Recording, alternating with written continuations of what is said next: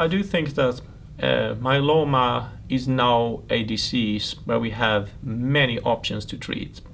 And many of these drugs, as we already talked about, are effective and they are not intense. So they are non-intense effective drugs.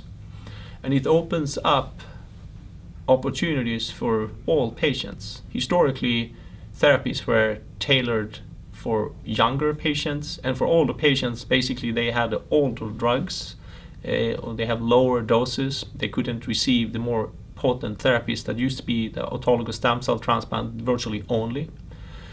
Now with these new drugs, you do not have to look so much at age. You can deliver these drugs independent of age.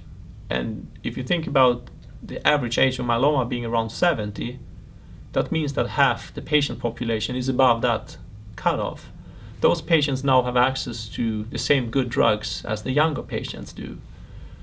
So I think if you do some exercise here and look through big databases, you see the improvement of survival in myeloma from the turn of the century. It has doubled or tripled. But it really is driven by the patients that are below the age of 70.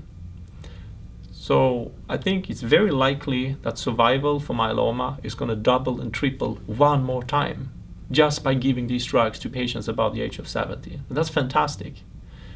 I think the average survival probably is above 10 years.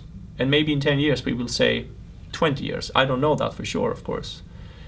But I think that the patterns are very clear and everything points in this direction. There are still areas that needs to be worked on. There are certain biological subtypes of myeloma that are difficult. However, we like to define what people call high-risk disease. Those patients have not had the full benefit of these newer drugs. And numerically speaking, that is probably 1 in 4 or 1 in 5 patients that have this type of disease.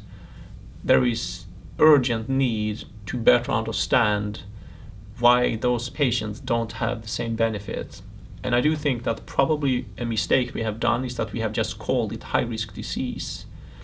I think that there are many subtypes of myelomas that fall into that basket, so we probably need to spend more time focusing on the details and carve out why those subtypes don't respond and try to overcome that so we can give these patients the same good outcome.